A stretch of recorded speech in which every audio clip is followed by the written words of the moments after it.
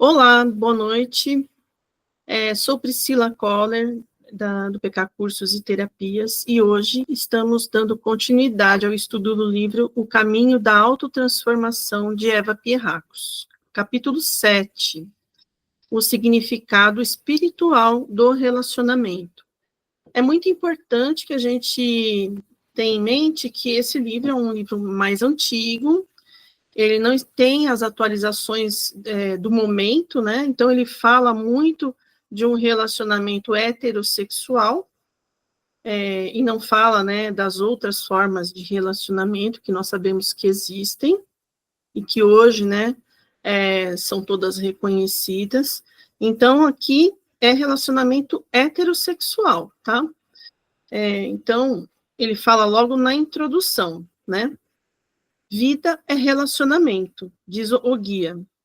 De todos os relacionamentos, o mais excitante e o que apresenta maiores possibilidades para o desenvolvimento espiritual e para a reciprocidade é o que acontece entre o homem e a mulher. Mas como posso relacionar-me harmoniosamente com outra pessoa quando ainda estou dividido interiormente? Esta é a pergunta que o guia quer que nos façamos. Não é? Então, se nós estamos dentro de nós, com uma série de questões divididos, como nós vamos ficar uns com outra pessoa?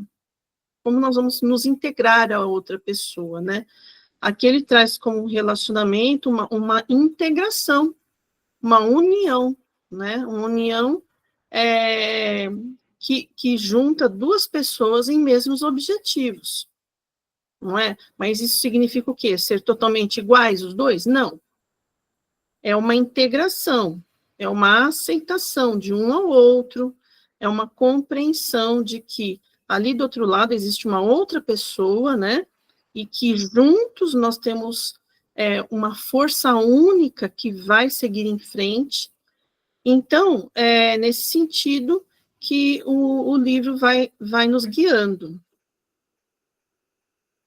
Então, este capítulo trata do relacionamento e do seu significado do ponto de vista espiritual, né? Então, é o guia que traz, que é uma consciência extrafísica, e fala sempre desse ponto de vista espiritual. Então, não é, do ponto de vista da ciência, do que a gente entende aqui, né, no nosso mundo material, mas sim desse outro ponto de vista.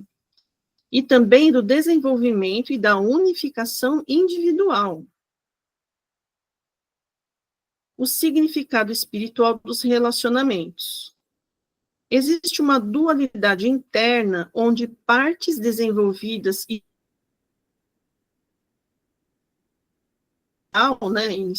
inicial, influenciam pensamentos e ações, gerando tensão e conflito.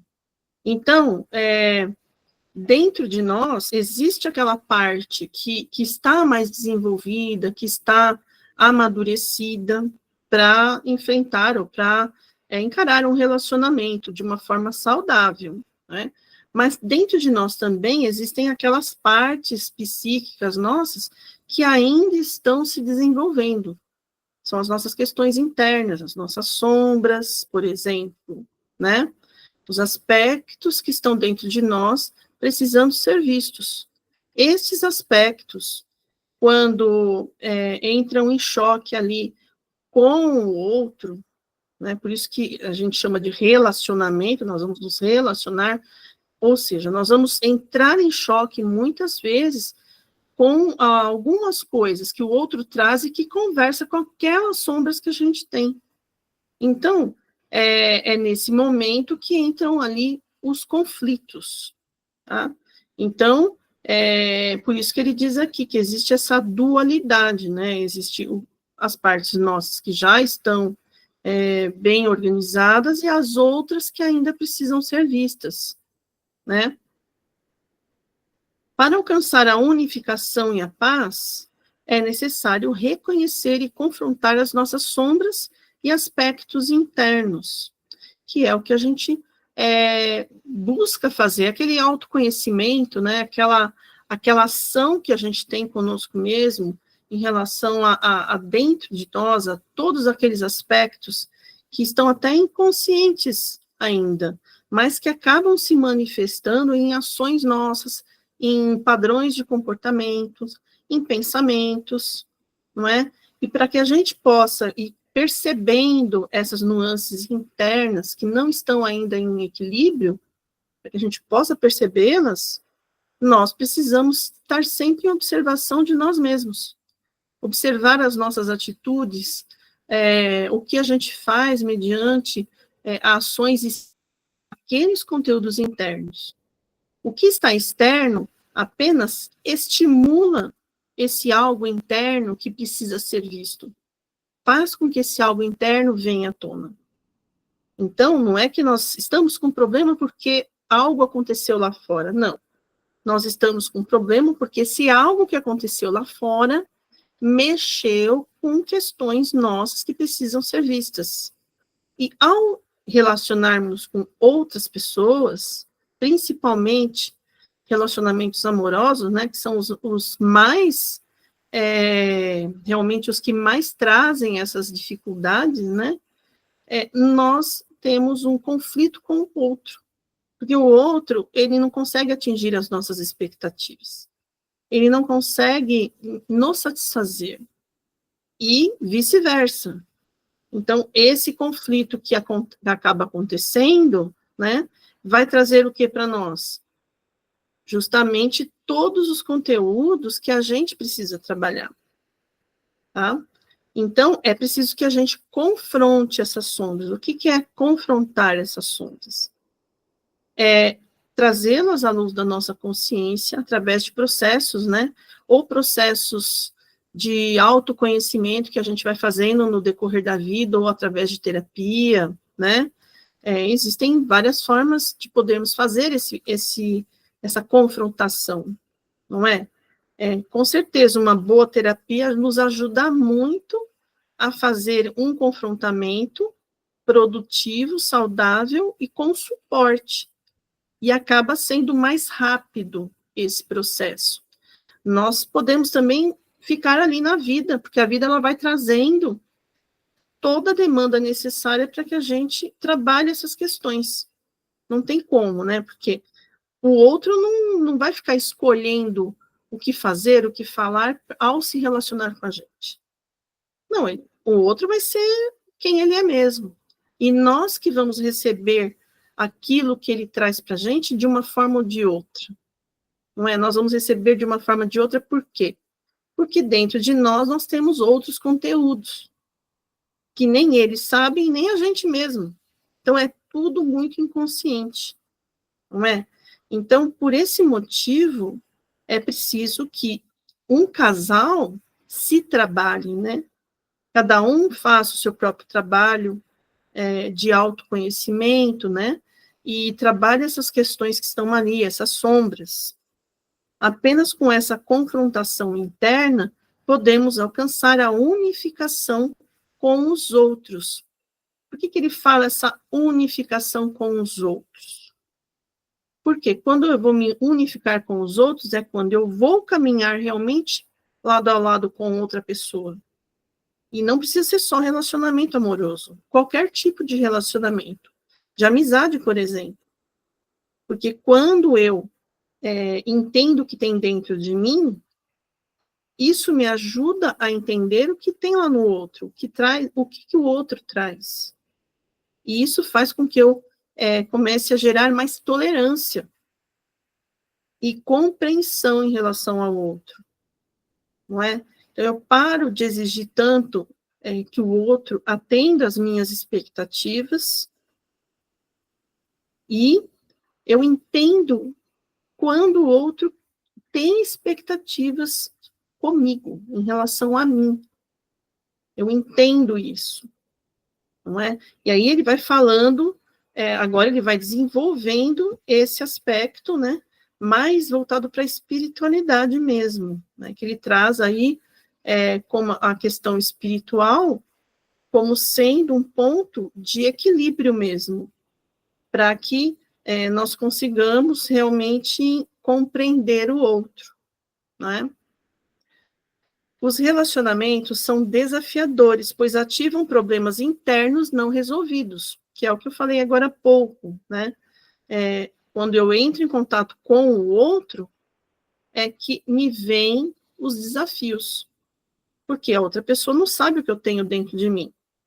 A outra pessoa não sabe quais são as minhas dificuldades internas, quais são as questões que foram geradas lá na minha infância ou no decorrer da minha vida até chegar nesse momento. Essa outra pessoa não sabe. Ela vai agir de acordo com o ponto de vista dela, com as crenças dela, com aquilo que ela aprendeu até o momento, que é um universo totalmente diferente. Então, quando esse outro vem até mim, com a forma de ver a vida dele, com as crenças que essa pessoa tem, eu acabo entrando em choque com isso, em alguns momentos. Não é? Então, esses conflitos acabam surgindo. Né? Muitos evitam o contato, mantendo a ilusão de perfeição interior. Porém, isso leva à solidão e frustração. Que contato, né? Que se evita? A gente acaba querendo evitar contato de ter essa dor, de ter esse sofrimento. Então, nós não queremos sofrer. Então, a gente foge daquilo que nos faz sofrer. Né? Só que essa fuga, ela não passa de uma ilusão, né? Porque não é fugindo das minhas dificuldades, das minhas questões emocionais, fazendo de conta que elas não existem, que eu vou encontrar paz. Muito pelo contrário. Porque tudo isso fica morando lá no nosso inconsciente o tempo todo. E fica vindo de muitas formas para a nossa vida, para o nosso dia a dia, para as questões mais corriqueiras da nossa vida mesmo. Fica vindo o tempo todo e se manifestando. E enfrentar os conflitos internos é crucial para alcançar relacionamentos profundos e satisfatórios. Então, obviamente, se eu conheço quais são as minhas maiores dificuldades, pelo menos em relação ao que eu manifesto, né, no momento, se eu consigo entrar em contato com essas questões que são inconscientes, mas que aos poucos, ao entrar em contato com esse inconsciente, acaba vindo pelo nosso consciente. A gente começa a compreender a gente mesmo. Então, quando eu entro em contato com esses conflitos, eu estou enfrentando eles nesse sentido, né? Eu não estou fugindo deles, eu estou enfrentando eles, eu estou acolhendo eles, não é? Eu não preciso me sentir culpada também por ter essas questões que eu tenho, não é? Ao passo que eu faço isso, eu consigo, então, me integrar com o outro, porque eu também percebo que, do mesmo jeito que eu me vejo com tantas questões internas, com dificuldades, né, com coisas que eu também não sei lidar, eu vejo que esse outro que está se relacionando comigo também, muito provavelmente, tem as questões dele. Então, eu consigo construir essa tolerância verdadeira, né? Genuína. Não uma tolerância que eu invento agora de ter. Eu quero ser tolerante, mas só que eu não sinto isso. Então, isso também não adianta. Então, não adianta fazer de conta, né? É preciso realmente sair dessa posição de não ter um conhecimento de si mesmo para essa outra posição de estar em busca desse autoconhecimento. Aos poucos, estar em observação, né? Percebendo o que é feito no nosso dia a dia, como a gente se relaciona, como a gente recebe aquilo que o outro nos traz. Então, as coisas ficam muito diferentes. De uma vida que se levava bem no inconsciente mesmo, sendo levados por conteúdos internos, a gente passa a ter um pouco mais de consciência, cada vez mais, né? Inclusive, Cada vez mais a gente vai aumentando a nossa consciência sobre nós mesmos. E esses pequenos passinhos que a gente vai dando vão trazendo para a gente uma melhor qualidade de vida, uma melhor capacidade, né, de recepção de coisas difíceis que vêm para a gente, de situações mais difíceis, que geralmente envolvem outras pessoas. Nos relacionamentos, existe uma diferença no desenvolvimento espiritual de cada envolvido, o que acaba afetando a dinâmica dos relacionamentos. Então, ele traz essa questão da diferença de desenvolvimento espiritual, né? Ele traz que essa diferença de desenvolvimento espiritual é que vai ser, assim, um dos fatores muito cruciais para nos ajudar a ter bons relacionamentos. E quando eu cultivo esse desenvolvimento espiritual, né, baseado também no desenvolvimento emocional, desenvolvimento espiritual e desenvolvimento emocional, os dois caminhando juntos, não é? Eu aprendo também a ter uma cosmoética, né? Eu vou ter ética com essa pessoa que se relaciona comigo. Eu vou ter uma visão diferente da vida. Então, me vendo e vendo o outro como nós dois merecemos ser vistos, né? Isso vai nos ajudando a crescer espiritualmente, a nos desenvolver, né?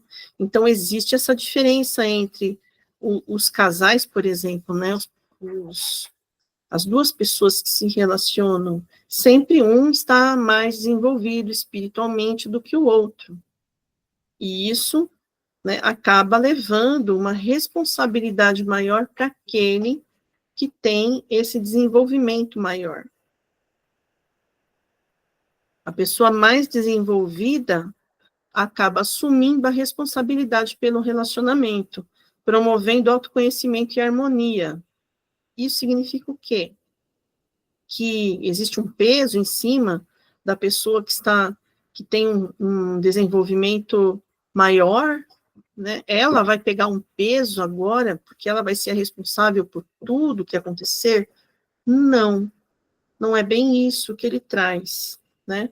Ele traz assim, que naturalmente, de uma forma muito fluida, natural, a pessoa mais desenvolvida espiritualmente acaba tendo resoluções internas mais maduras, acaba entendendo melhor a situação, porque ela está olhando para o outro, está entendendo o que está acontecendo ali. E acaba levando o relacionamento para caminhos onde a harmonia vai estar mais presente. Então, ela não vai para questionar no sentido de atacar a outra pessoa. Talvez ela vá trazer essa pessoa para uma conversa diferente, ou para alguma situação onde ela possa conversar, enfim, né? Uma série de coisas que podem acontecer ali, que não seja o desentendimento, né? Ou as brigas, enfim, agressões, não é? Então, essa pessoa que tem esse desenvolvimento maior acaba assumindo essa responsabilidade, porque isso acaba sendo muito natural para ela, né? Essa atitude dela já é natural dela. Então, ela vai ser aquela responsável mesmo por acabar encaminhando esse relacionamento para uma situação melhor do que poderia ser, né? Ignorar essa responsabilidade pode levar ao fim do relacionamento. Então, você está se relacionando com uma pessoa, você sabe que você tem um entendimento ali que a outra pessoa talvez não esteja tendo, não esteja vendo, não é? E você ignora isso e deixa ali rolar. O que vai acontecer é que esse relacionamento vai para o final, porque não vai ter como salvar esse relacionamento, não é? Não é essa pessoa que não compreende as coisas, que acaba indo mais para vias de fato e tal, que vai salvar esse relacionamento, que vai levar esse relacionamento para um ponto mais favorável, não é? O objetivo em se relacionar é ficar juntos, não é? É ficar juntos, é passar momentos bons, felizes, satisfatórios, prazerosos, é construir coisas juntos, é caminhar juntos, porque caminhando junto é muito mais gostoso do que ficar sozinho, né? Então, esse é o objetivo de estar junto com outra pessoa, é crescer com ela. Agora, se um tem um pouco mais de maturidade, esse um vai ajudar esse relacionamento a seguir em frente, né? E se essa pessoa não liga está vendo as possibilidades, mas não faz nada, com certeza esse relacionamento acaba indo para o fim. Não vai ter muito jeito, né? Relacionamentos tóxicos precisam ser rompidos pela pessoa mais desenvolvida espiritualmente, o que gera crescimento pessoal para os dois e evita padrões repetitivos. Então, logicamente, se existe um relacionamento tóxico, ele não deve continuar. Porque relacionamentos tóxicos, eles não são favoráveis em hipótese alguma. Eles causam desastres, né? Eles causam muitos males para as duas pessoas que estão ali se relacionando. E quando essa pessoa mais madura percebe que isso está acontecendo, o fato dela ficar ali continuando nesse relacionamento tóxico vai falar sobre ela mesma, sobre dificuldades que ela mesma tem e que ela mesma precisa trabalhar. Então, até não ficar num relacionamento tóxico, observa-se que existe dificuldade a ser trabalhada pela pessoa que fica, não é? Aí nós falamos de pessoas mais dominantes e pessoas mais passivas, e aí a gente pensa em vítimas e algozes, mas na verdade, se existe vítima e se existe algoz, é porque existe ali uma retroalimentação entre os dois, não é? E permanecer num relacionamento desse tipo, não é? É algo que não deve acontecer. Porque o fato de você terminar isso gera, então, um crescimento, inclusive, para aquele que estava prejudicando o outro, que estava intoxicando o relacionamento, não é? Então, se eu permaneço numa situação que é ruim, que me prejudica, na verdade, eu estou aceitando estar nesse lugar, não é? A pessoa mais desenvolvida espiritualmente busca entender e resolver os conflitos. A menos desenvolvida tende a culpar o outro. Sempre a culpa é do outro. Nunca a pessoa faz alguma coisa. Não, é sempre o outro. Agora, quando a pessoa tem um desenvolvimento maior, uma maturidade maior, ela não vai buscar culpar o outro, ela vai buscar resolver o conflito. Entender o que está acontecendo, por que está acontecendo. Porque culpar o outro não adianta, não resolve, não é? Relacionamentos exigem autoconhecimento e responsabilidade pessoal. Projetar a culpa no outro é comum, mas é prejudicial. É o que nós mais temos na sociedade. Não só relacionamentos amorosos, mas em relacionamentos também de amizade, de trabalho, qualquer tipo de relacionamento tem essa questão de ficar se projetando a culpa no outro. É tirar a responsabilidade de si mesmo para colocar sempre no outro, não é? Então, na verdade, existe algo que acontece, que pode ser algo não tão favorável, ruim, né? E existem pessoas que foram responsáveis para que esse algo esteja aí, exista, não é? Não é só uma pessoa, existe sempre os envolvidos ali que estão naquela situação. O verdadeiro desenvolvimento pessoal e relacional ocorre quando ambos os parceiros colaboram para crescer juntos, promovendo amor, felicidade duradouros. Então, é aquela conscientização, né, do casal, e que para que eles consigam caminhar juntos, não adianta ficar exigindo do outro coisas que ele não pode dar. Muitas vezes nós estamos nos projetando no outro. Nós queremos que o outro seja aquilo que a gente idealiza. Às vezes, o jeito como a gente é, não é? A gente quer que o outro seja como a gente. Mas o outro não será como nós. O outro sempre vai ser como ele é mesmo. E muitas vezes esse outro não vai conseguir nos dar aquilo que a gente idealiza. Quando a gente começa a entender isso, a gente vai conviver realmente com a outra pessoa. A gente vai se relacionar com a outra pessoa, de verdade, do jeito que ela é, com o que ela pode nos dar.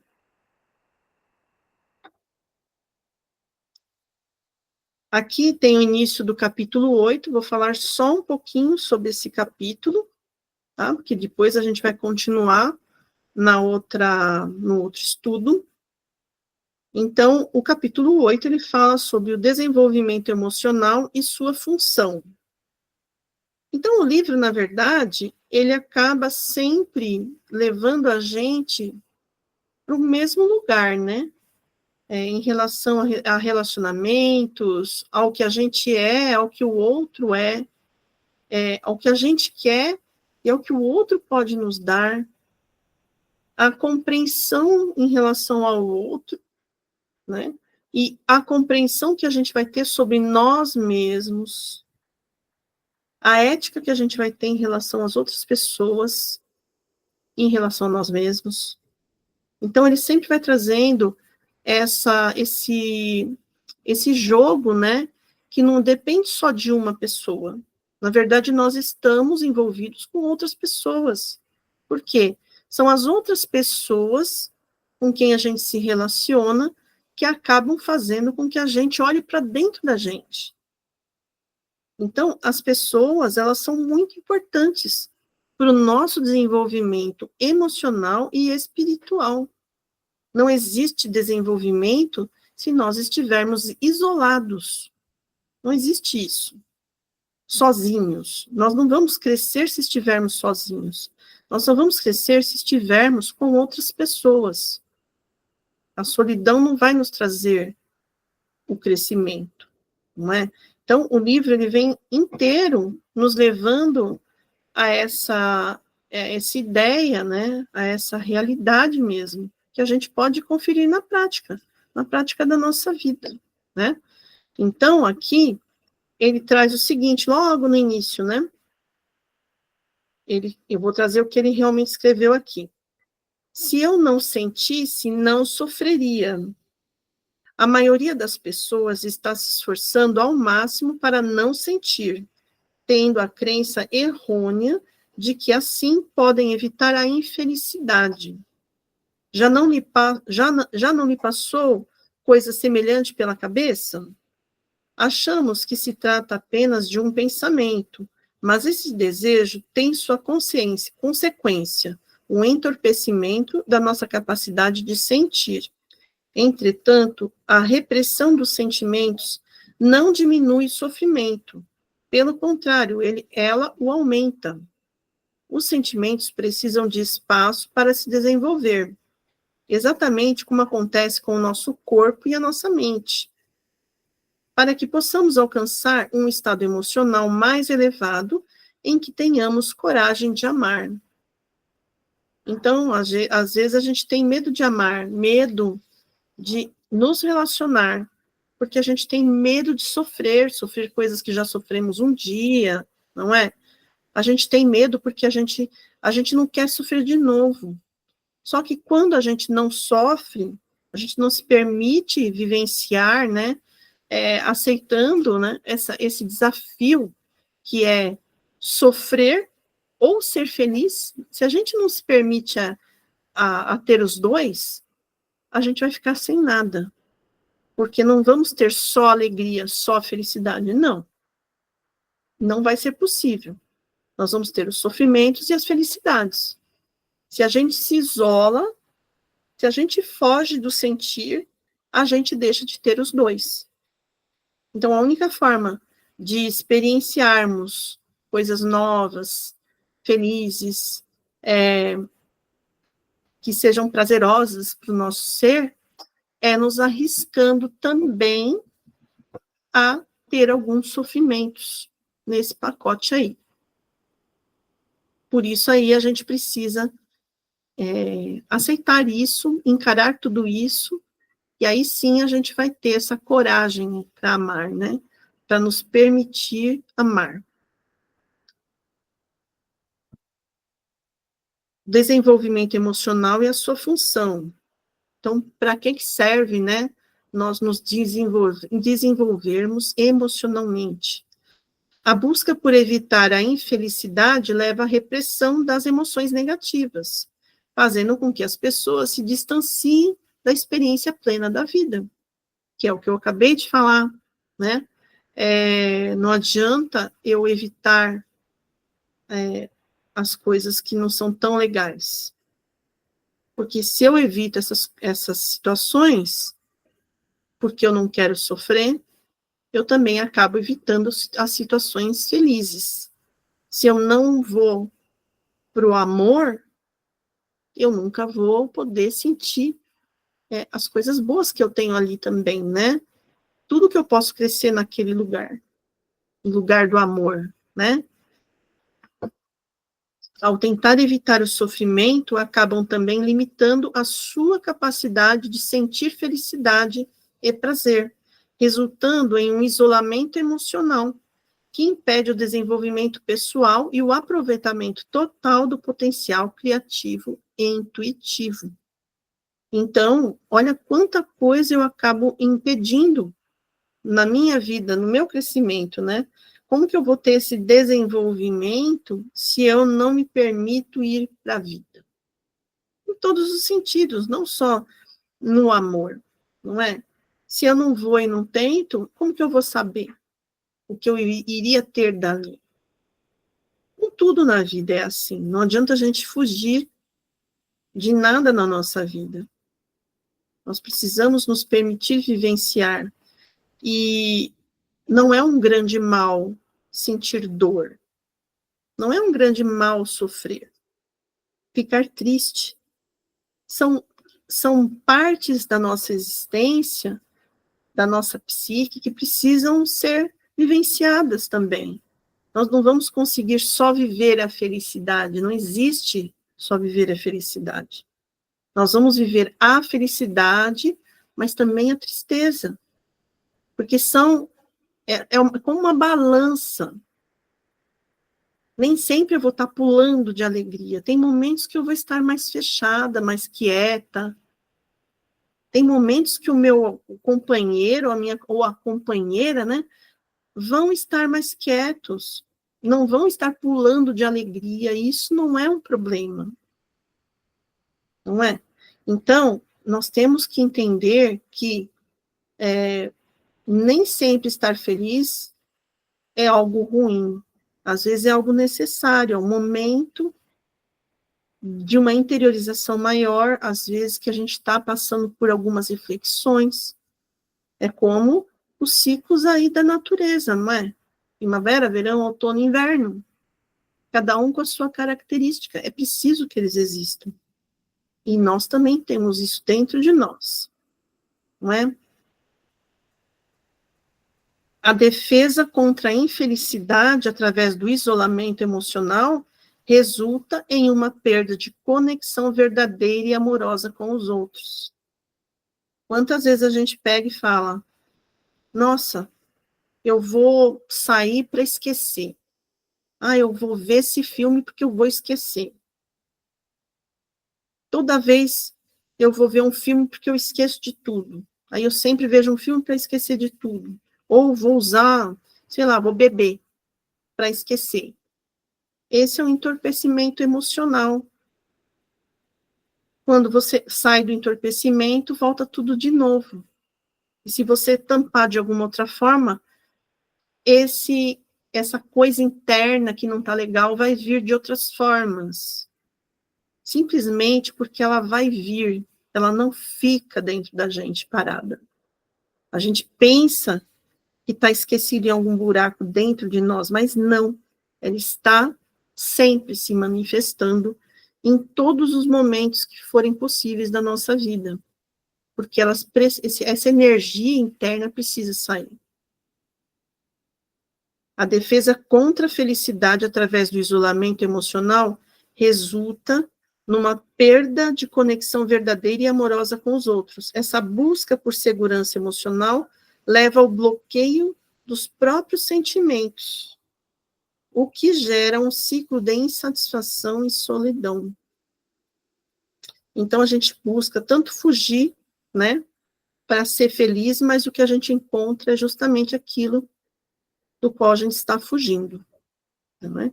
Que é a insatisfação e a solidão. Então é melhor encarar, né? É melhor acolher, trabalhar essas questões e entender que os outros também têm as suas dificuldades. Então olhar mais para a gente mesmo, para que a gente possa depois olhar para o outro, para compreender o outro. Para alcançar a felicidade e realização, é necessário aceitar e expressar os sentimentos, deixando de culpar fatores externos e assumindo a responsabilidade pelo próprio isolamento. Apenas ao enfrentar e viver as emoções é possível encontrar a plenitude e o amor verdadeiro. Então, encerramos aqui.